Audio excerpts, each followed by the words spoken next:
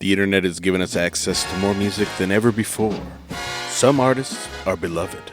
This is like the perfect, postpartum depression Christmas song. Some, not so much. That was it, okay. That was your Christmas song. But now there is a place to separate the garbage from the good, the alluring from the ordinary. This is actually keeping me on the edge of my toes. I don't know what it's going to throw at me next. The things your ears may not be ready to hear. I'm not doing like some 40-minute dissection video on it afterwards. Hosted at the WINO Studios in Anytown, USA. This is Z-Sides. Every Christmas, I'm stuck here in the booth, filling in for people that get to spend Christmas with their families. Pat seems really bummed. Wonder if there's anything I can do. Maybe the answer's in one of these Christmas songs. All right, let's see. 5 golden rings. Can't afford that. 2 front teeth. I don't know where Pat stands on veneers. Put it in the maybe pile. Hippopotamus? No, wait, I think he's allergic. If only there was something that he said, for sure. Cheer him up this time of year.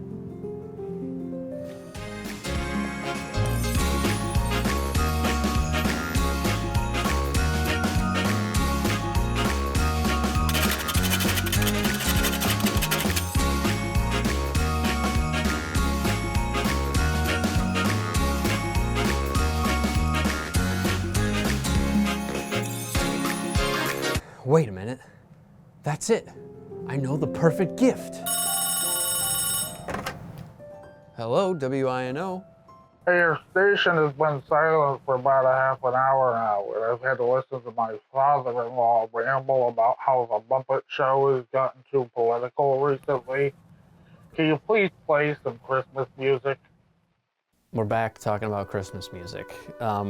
So for the second group of 3, I started off with another one of my favorites, just a weird one that I found, but I thought that would appeal to people a good bit. It is The Loneliest Christmas Tree by Lisa Miller. I wanna be a Christmas tree. How come nobody looks at me? Okay. Girl, same. But I'm gonna go 10 feet tall. I'd be bigger if I had a star. I long to be where the children are. I love the 60s vibe, so this is great. I love the concept of writing a perspective from a pine tree that aspires, kind of feels like a little engine that could story almost, wants to be 10 feet tall. And then it feels like as soon as it's getting started, it's gone. Why are you taking me away? I thought I was here to stay. This is a little morbid. A little sad. Yeah, it's hard out there being a Christmas tree. Yeah, I think for people that are really into Christmas, this is the perfect postpartum depression Christmas song. It's Christmas is over, it's done with. This is kind of the cathartic capturing of the end of the Christmas spirit. Okay. That's it? Oh my god. Not my style of Christmas song. It kind of reminded me of that, that one song, I Want a Hippopotamus for Christmas. That kind of that style of a kid wanting to be something, very wishful Christmas song, I liked her voice. Her vocals were good. And like I said, I like the whole concept and theory of writing from the perspective of a tree. I love trees. We shouldn't be cutting down trees. What a silly thing to do. That was Outcast core. Happy, upbeat, but super sad lyrics. I actually got a little sad because talks about she wants to be wanted, she wants she's obviously a little insecure about her body. And then she's like, oh, if I have a Christmas tree, everyone's gonna love me. And then it kind of talks about the f***ed up bit about Christmas where we get this tree, we chop this thing, take it from the land, dress it up, and then we just chuck it when we're done. Just a mind-blowing fact about that song. It's interesting that you picked up on something that no one else did. So you thought that was a kid singing that song? Yeah, it kind of gave off that vibe of I want to be a 10-foot tall Christmas tree. Yeah. So she was 11 years old when she sang was 11 that. years old. Okay, yeah. Oh wow, she sang pretty good at 11. Wow. she sings with a much more mature cadence and style, I guess. Now, between 1,000 and 500,000 streams now. How many do you think it has? I'm gonna say 70,000. It's very family friendly. So, I'm gonna go 200,000. I'll say 30,000. 30,000? Okay, 55,000. Damn it. Okay, yeah, no, that checks out. Damn. It's really not a Is lot. that the only thing in her discography, or is that She's just got one album. she's got one album? Yeah. Okay. It probably is like all its plays are from like playlists or something. Who goes out of their way to look for that song? Yeah. The time you would actually want to listen to that, like I said, is almost after Christmas. You know, I don't think I would want to listen to that before Christmas. It's kind of a bummer. So, what do you think about the song first? This one is a great one in that it's, you know, it's an older song, so it has that nostalgic Christmas feeling that a lot of Christmas music already has. It's a little downbeat, but more lyrically than tonally. Yes. It is one where if you're not a lyrics person, you might not catch kind of how melodramatic it is. Yes. This is one you could sneak in a Christmas playlist and no one would know that you're playing a really sad song. Unless you listen closely, yeah. It's deceptive. You know, a reason that I chose a lot of these songs, you know, let's be real here, right? There's so much of like Christmas is a great time of year and everybody's happy. You know, that was the sentiment in the 40s, the 50s, you know, the post-war era where everything was great and there wasn't a single problem in the world. Yeah. It was very much selling that idea of, you know, a happy America, everyone's good. Like the Loneliest Christmas Tree specifically, what makes it a little downbeat is that, like, yeah, we just cut these trees down, use them for a little bit, and then just throw them out, you know, personifying that thing. You know, I don't think it's that deep. No, I'm not doing like some 40-minute dissection video on it after this. Like, but it is like you know, comparing it to, you know, this little girl's like, oh, I want to grow up and be a Christmas tree. Yeah. Because, you know, oh, everyone looks at them because they're beautiful. Yep. And then it is like, you know, it's almost like a Hollywood actress arc where it's like, oh my gosh, they're, you know, the glamour, I want to be an actress. Mm-hmm. And then that thing happens where Amanda Bynes. I was thinking Pay more your like, fines, Amanda Bynes. I was thinking more like when an actress hits like 38 and we like disappear them until they hit like 50 and then they get to come back and play Aunt May for no reason until they're slightly older and we can pretend they're a grandma for, you know, horrible sexist Hollywood reasons. That analogy can be drawn in the song between, you know, how we treat nature in the form of Christmas trees, where we cut them down to look at them for a month and then we discard it. Yeah, that's a nice little dissection, and I think, you know, to sum that up, you know, there is some depth to this, right? Like, you getting something out of it versus, you know, the Christmas Shoes, a song that really pushes to have a message, and the message, and you kind of come away from it like, okay, why? We don't have time to cut Christmas We shoes. don't know. Yeah, Or well, enough she's eggnog. gonna meet Jesus tonight. There's no time. It's a fun little song, and it's just that dichotomy I think really makes a lot of this Christmas music interesting. Because I'm just a very cynical, depressing person. Lisa Miller was discovered very young in 1965. I want to say she was like 9 then. By Motown. Motown Records? Motown Records. All right. She recorded songs and was on a TV show called Hullabaloo. I'm not your popular string. I'm not your popular string. You're being the French child of string. But Motown Records, after recording with her, did not release any of her stuff, which is why no one has ever heard of her. I mean, I'm sure there's a ton of Motown artists who are completely, you know, not everyone was a Stevie Wonder or, you know, whatever, but, so her mom and her aunt get her a new record deal in '67. Okay. The two of them write a lot of the material. Some promo pressings go out. nothing, never released. In 2010, a CD comes out on, I don't even know if it's a record label. I think it's a record label called Sundazes. Yeah, a record company who focuses on releasing like 60s, 70s era stuff that was never released Yeah. or was released to like, you know, Nobody. nobody. Yeah, it's very small. So Okay. it's mostly surf and garage rock of the time. So like the Sonics are a really big Yeah. garage band from the 60s. Imagine that, but like a third of the size of the Sonics, you know? No. Super underground stuff. I think it's just a lot of like distributing stuff. Yeah. But I do know that they actually own at least part of the catalog of the Trashmen. How did that happen? I think What? the guy who founded it was a really big fan of the Trashmen. Well, that's cool. So again, the Trashmen, for anyone who doesn't know, they did Surfin' Bird, which is probably made infamous at this point by Family Guy. And I don't think the Trashmen did anything else of note in their entire career, but that's what we're talking about, the kind of like surf garage of the 60s. So her music never really took off, but Lisa Miller did sing on a really big hit called Never Gonna Give You Up. By Rick Astley? She was one of the girls. Oh, going, no, sorry. It's "Ooh, give you up."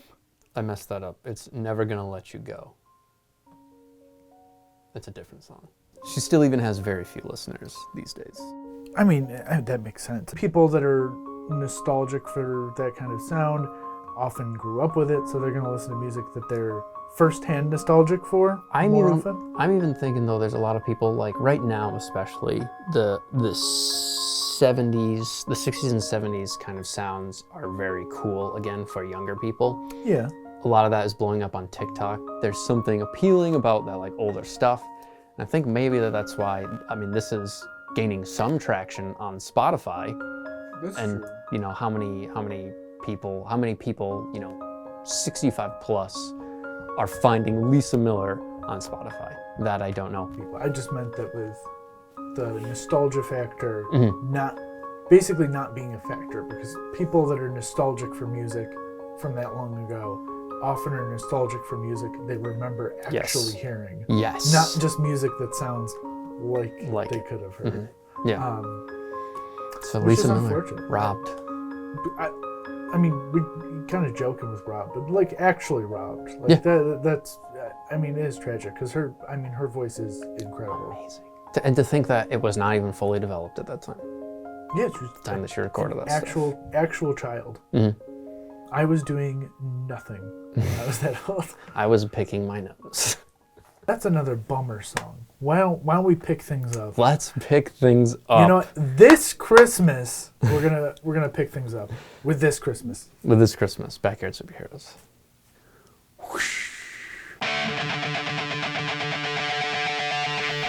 Oh, okay. Put in the X in Xmas. Okay. I'm almost surprised this came out in 2019 because it feels 2009. It feels like they were a decade too late, but like not missing a beat. Like this is great. Okay.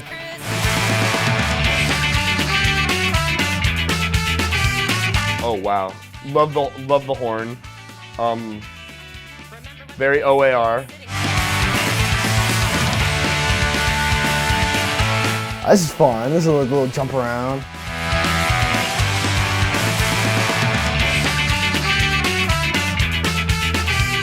A trumpet. Oh. Sitting by the fire, drinking eggnog by the gallon, feeling jolly and getting Oh my gosh. higher and higher and higher. We couldn't wait for snowball. This is right up my alley. Okay, this is fun. This is a fun song. Of the songs you played, this is my favorite.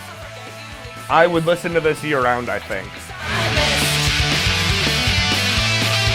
Okay, guitar solo. Oh wow. Great breakdown. Dang. This is, I mean, I'm moving now, like, but this would absolutely get me dancing. This is like F you, I'm single this year. Oh, like, it's almost like stereotypical, the way this song has progressed. And I mean that in like the best way. That was great. Yeah. I like that one a lot. It's not anti-Christmas, but it's like, you f***ed up my Christmas. Like, that's the vibe I get from that. It had a good, good story to it. It's a breakup punk song. That's kind of like what it is. So it's cool to see like a little, the Christmas take on, hating someone that you used to be like in love with kind of thing. I mean, this is perfect. I sing Christmas music year round. I think it's really funny that I got him for this episode because this is just going to give me more Christmas music to think about year round. Because a lot of these songs I feel like just worked really well. That one, like, I could hear elements of a Christmas song in it, but they went kind of their own path as well. It brought the energy. They were all, I don't know how big that band was, but they had the trumpets and the horns were a nice touch. I feel like there's a growing trend with this, or at least with the songs you curated, where it's like not anti-Christmas, but it's always like a you on Christmas. Like someone hates somebody. It's like, nah, I'm having Christmas without you. Or you ruin Christmas. Yeah, we need this genre back because we need negative Christmas back. From 1,000 to 500,000. How many streams do you think that is? As much as I enjoyed it, I think it's probably still a little bit more niche. So I'm gonna go with like 177. I'm gonna go 200,000. I only really want to say like 70,000. I'm gonna say this is on a very low spectrum. So it's got 137,000. Oh, okay. I was kind of in the ballpark, but It's got a good amount, considering. Okay, closer. Okay, not bad. I'm dialing it in as I'm starting to understand the game more. I'm just gonna let you go. Thank you for throwing a song in here just for me and only me. You say that, but people loved it. They did. Especially Nate. Nate loved it. Nate did. I mean, they did all really like it. It is gotta be top 5 ska punk Christmas songs I've ever heard. There's probably 5 that are recorded. I love ska. Crucify me in the comments. I don't care. I also love ska, so United. numbers game. But it's as a genre, it's such a fun up-tempo sound, and you bring it into Christmas music. Most of it's not mopey, but a lot of it's low energy. It's jingle bells. Yeah, a lot of the older stuff for sure. Yeah, I mean, there's a handful of really like up-tempo ones I can think of off the top of my head.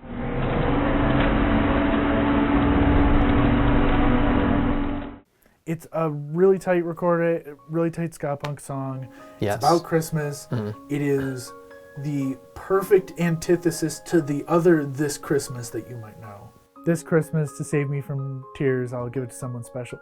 Where you get cheated on Christmas, and then you are kind of you're mopey. But you're gonna find someone better. Yes. This one's much more F you. I'm gonna find someone better.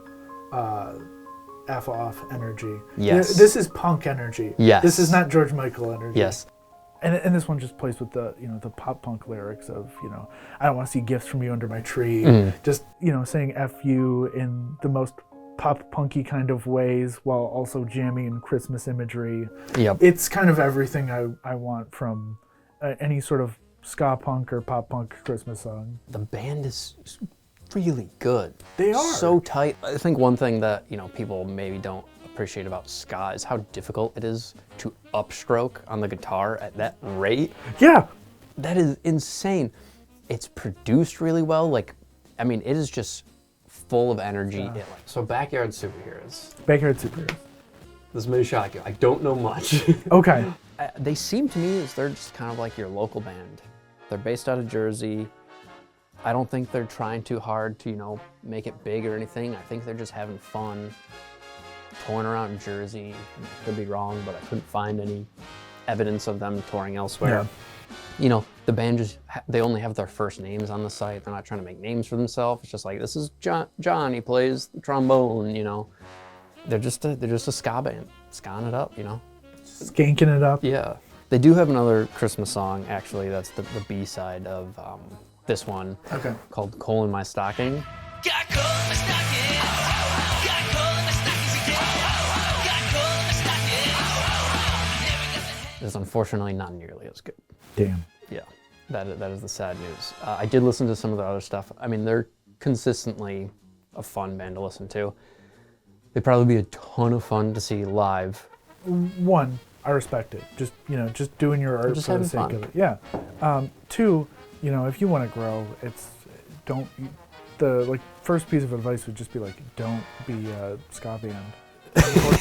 Unfortunately, it's really brutal, horrible advice. I mean, the only band of like the last ska band of like the last decade that I can think of that has any level of listenership is like the Interrupters, and they're the only one. So don't do it. It's Yeah, I mean, if you have a love for it, like go do for it for the love. Yeah, but not for, you're not like, there's so many things that you see, and I've seen people make videos about this where there's so many bands who like, we're bringing back like 80s thrash, we're bringing back like 70s hard rock, and we're gonna bring it back to the top of the charts. It's like, no, you're not. Don't be those guys with third wave ska.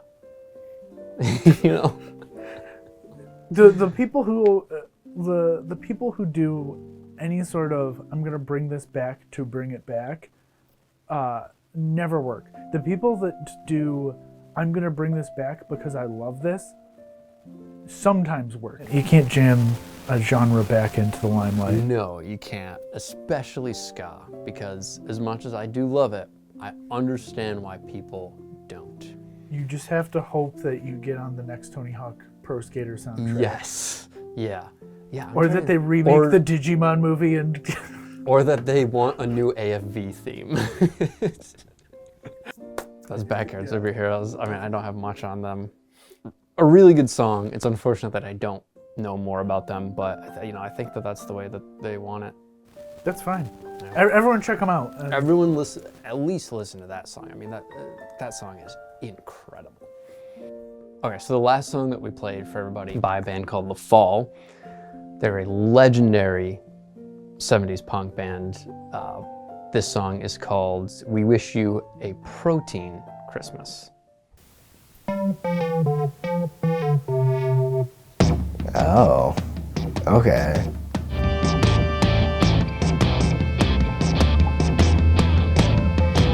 This section is just giving me like Christmas at Electric Forest vibes, but I have a feeling it's gonna switch up on me. I'm excited to see what makes this a protein Christmas. Okay.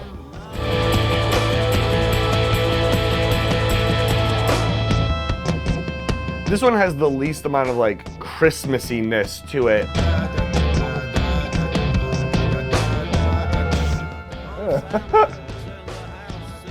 This is actually keeping me on the edge of my toes. I don't know what it's gonna throw at me next. Oh, as soon as I say that though, they come with the... That's kind of carolish. Never mind. They're figuring it out.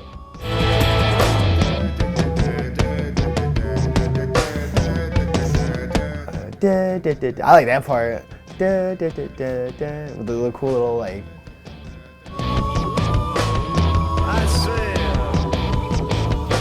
Experimental Christmas music wouldn't necessarily be my go-to. A lot of times with Christmas music specifically, I like to like play it over kind of Christmassy scenes, and it's hard for me to even like pick one out right now. Like I can't. I'm not understanding the Christmas vibe that they're going for. It feels like they had the they had the song kind of made, and then they were just like, what if we make it Christmassy?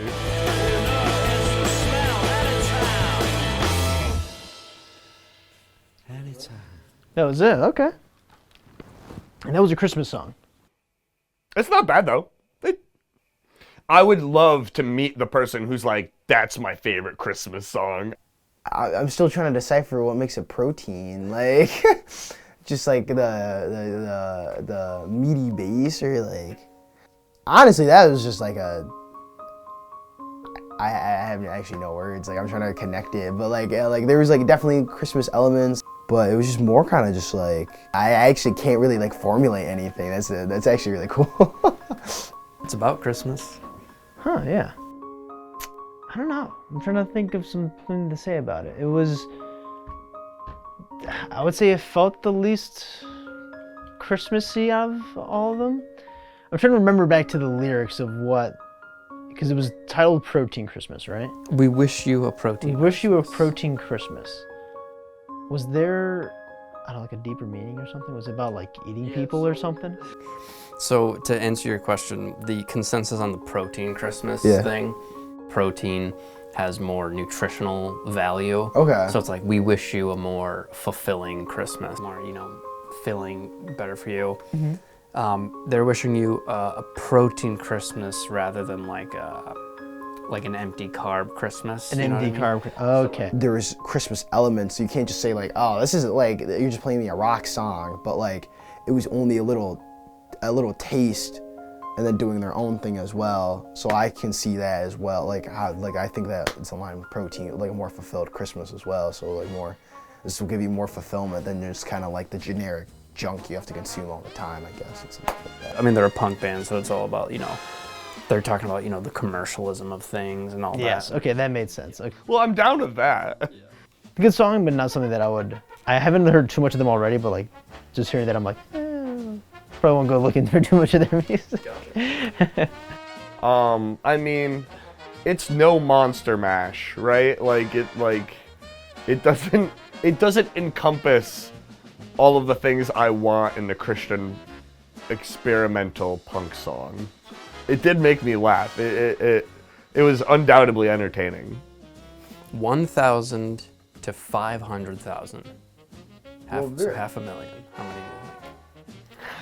Yeah, I mean, I'm gonna lowball this one. I'm gonna say 42K. I'm actually gonna say probably 450,000. I'm gonna say 500,000. It's got 218,000. Maybe I should have seen that coming because they do have such a crazy following. 219. Wow. Okay. Damn. 218,000. Was this just like a single, or was this on something? It's released on an EP, and as far as I can tell, none of the other songs are about Christmas. It got released on some Christmas compilations of a compilation of other Christmas songs by weird ass bands. Oh, okay. Actually, they released it as part of an EP or something, but that's how I found it. And yeah, it was. I'm not sure when I would ever listen to that. It doesn't make me want to roast chestnuts by an open fire. So the Fall, they formed in the 70s in Manchester. They're one of those bands, they're not, the Ramones, they're not, the Clash or Sex Pistols, but people who know punk music will recognize the name, The Fall. 3 bands that I found that name them as influences: LCD Sound System, Pavement, Sonic Youth. Those are all both in the underground scene, huge bands, right? That classic, your favorite band's favorite band sort of deal. Now this song comes out in, I want to say 2003, long from the band's heyday in the 70s. It's completely the opposite of everything that we've talked about so far. We've talked about sad, but finding the best in it. We talked about cheating on each other, cheating on me being cheated on, this and that and that. We've talked about a lot of emotions. What we haven't talked about is just straight disdain for Christmas, really. Yeah, this is just, a complete anti-consumer Christmas, but not in a Grinch anti-consumer way. More in a little more Marxist-y. Yeah. Yeah. First, what do you think about the song sound-wise itself? So this was one I mentioned putting in the short list to you, because this one, if you stripped it back to just instrumentals, you would not know it was a Christmas song. I don't think there's anything that indicates it's a Christmas song. Not a single jingle bell. If you took the word Christmas out and just put a little pause in the vocals, I don't think you would know it's a Christmas song. Yeah, this was one where I was like, this needs to be in here as a weird oddball, because that's what it is. It's a weird song. That is precisely what it is. It is a weird song by a weird guy in a weird band. But I think 30 years after his heyday, making a Christmas song. It's like, but the difference between this and say like Tommy Two Tone, right? You know, the Fall never had a chance for their song to be played on the radio, so they lean into that, and that like part where it kind of the song like explodes and the drums really kick, like the snare drum kicks in, and you have those guitars that are kind of like wailing. It is insanely good. It's really off-putting, Yeah, to the average listener. It's almost like the bits and pieces of the song don't individually fit genre-wise. The guitars aren't as heavy as some of the other elements. It's kind of like a heavier, almost Dylan. Yeah, I was gonna say Bob Dylan, sort of. Just kind of spoken, almost spoken. Yes. Sing-talky. Yeah, but it's a good song, and I like you said, we chose it because it was, in terms of just like a, purely strictly sound thing, probably the weirdest thing to be a Christmas song. Definitely. To the point that everyone was like, this is not a Christmas song. They rejected it. Yeah. Again, not one that I would ever put on a playlist.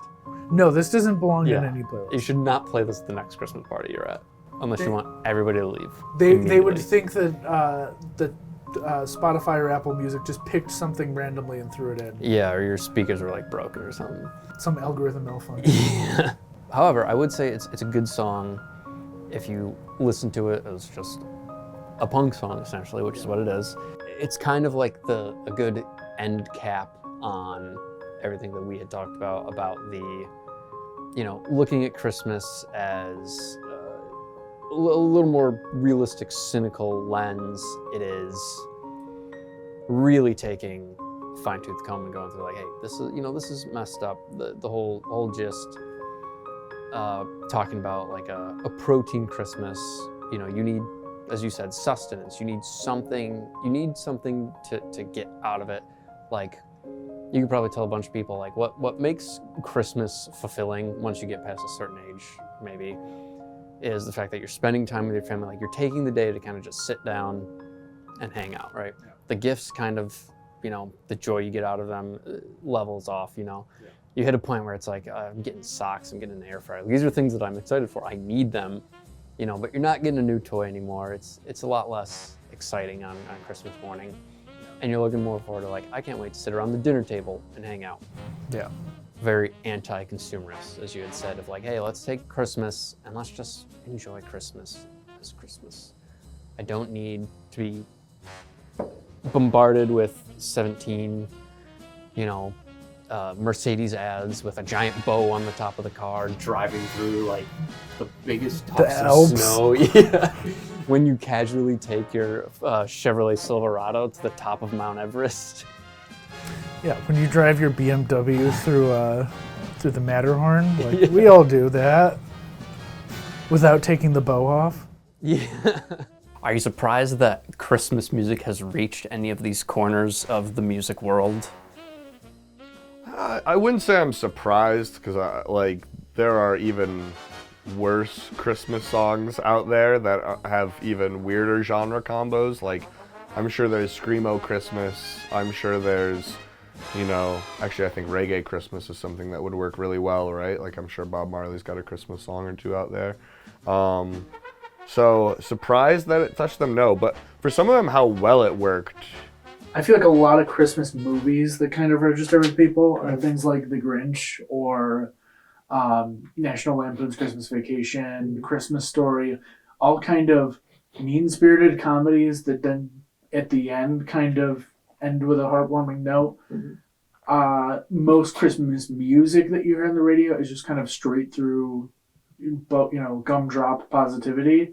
The playlist that Zach came up with is much more melancholy and a lot of mean-spirited humor. Mm-hmm. Is there a reason, do you feel like there's a reason you kind of end up with music that is on one end of the spectrum and Christmas movies that are one end of the spectrum? I think it's always like, because those ones are commercialized and they sell you the idea of what Christmas is supposed to be, because like you hear them in department stores, you hear them out while you're shopping and doing other stuff, and then it's supposed to like kind of like it's some weird copium or some weird like selling thing of like, yeah, this is supposed to be a happy holiday, when a lot of people are happy when the holiday's over, because it's a very stressful holiday. In a world of chaos, there's like, here's a little day out of the year or time out of the year that's like meant to be happy and try to lift spirits up.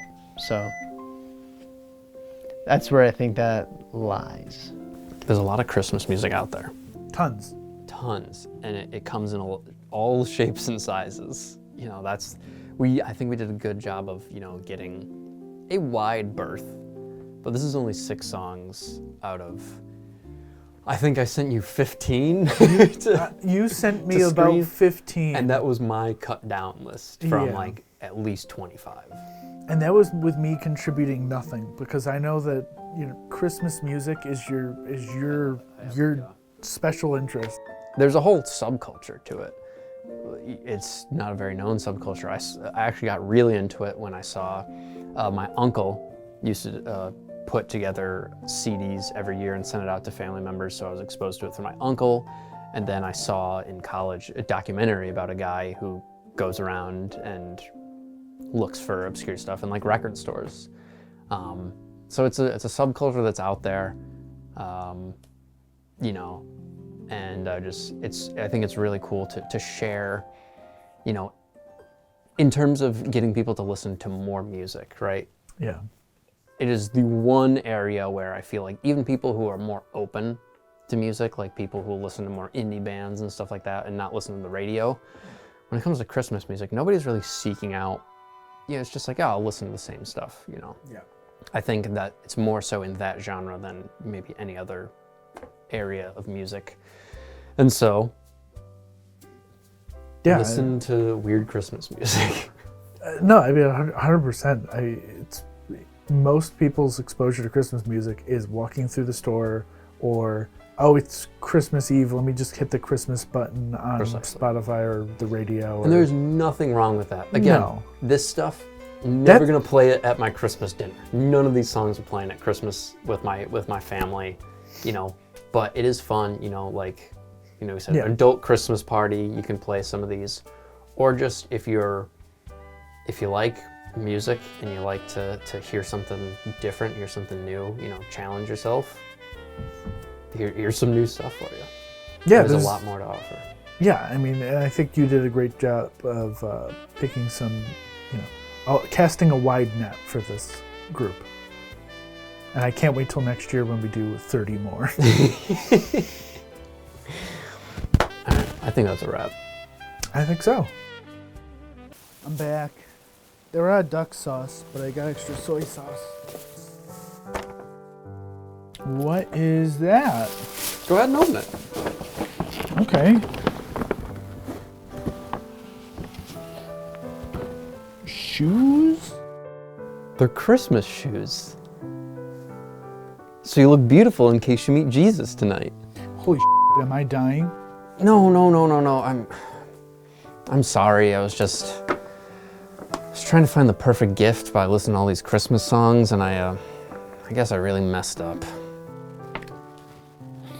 Zach, in all my years working the booth on Christmas, no one has ever cared enough about me to go on some musical lyric-based scavenger hunt to find the perfect gift for me. Sharing the booth with someone who cares about me that much is the best Christmas gift I could hope to get. You really mean that? Yeah, I guess I do. Merry Christmas. Merry Christmas, Pat. All right, now let's eat before this food gets cold. Okay. They forgot my eggnog. Oh, don't worry. I went out and got another bottle when I went to get the shoes. Thanks, Zach. This is the best Christmas ever. Yeah, no worries. Merry Christmas.